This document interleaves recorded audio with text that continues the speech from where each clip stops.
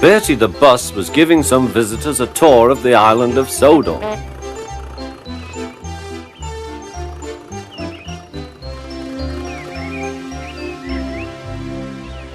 It was their last afternoon, and Edward was preparing to take them to meet Bill and Ben.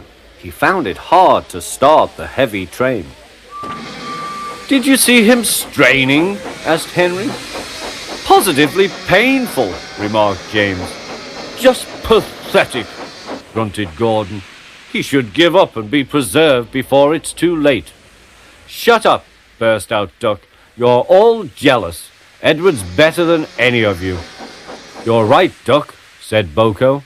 "Edward's old, but he'll surprise us all." "I've done it, we're off! I've done it, we're off!" said Edward as he finally puffed out of the station.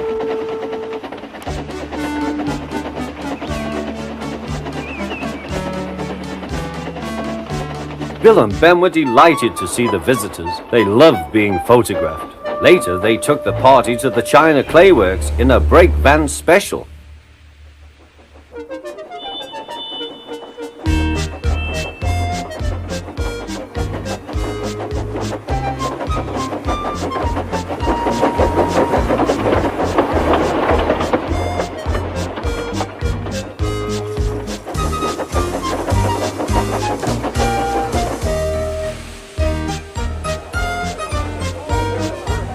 Everyone had a splendid time, and the visitors were most impressed.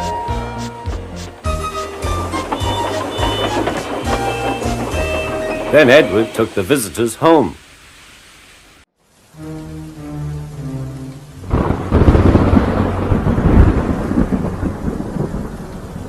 On the way home, however, the weather changed.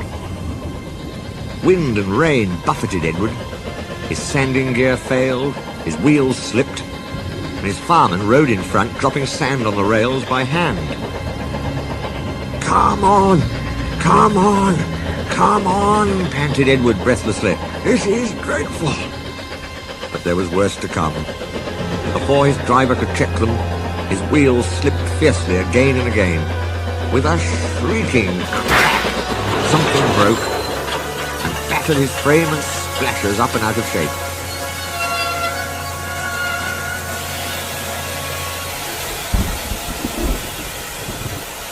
The passengers gathered round while the crew inspected the damage. Repairs took some time.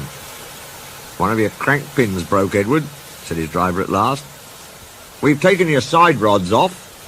Now you're a single, like an old-fashioned engine. Can you get these people home? They must start back tonight." "I'll try, sir," promised Edward.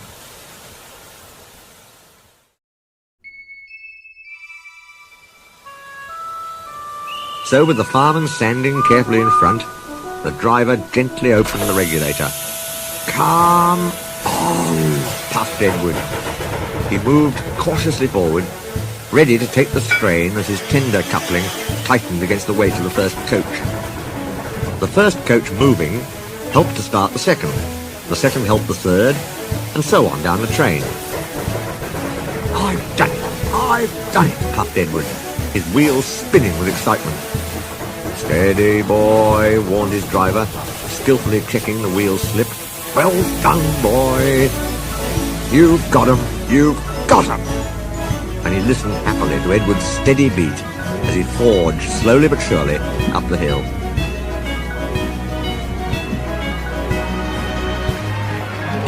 The passengers were thrilled. Most had their heads out of the windows.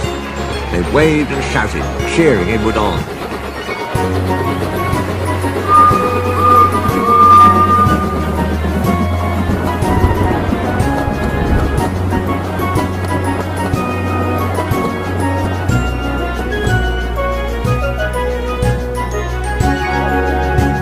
The Fat Controller paced the platform. Henry, with the special train, waited anxiously too.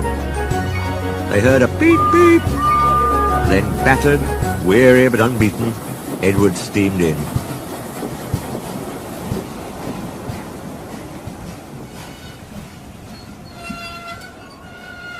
The Fat Controller stepped angrily forward. He pointed to the clock.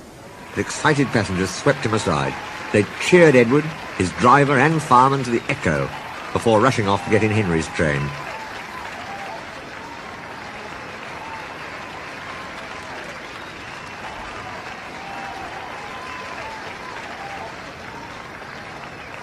Duck and Boko saw to it that Edward was left in peace. Gordon and James remained respectfully silent. No,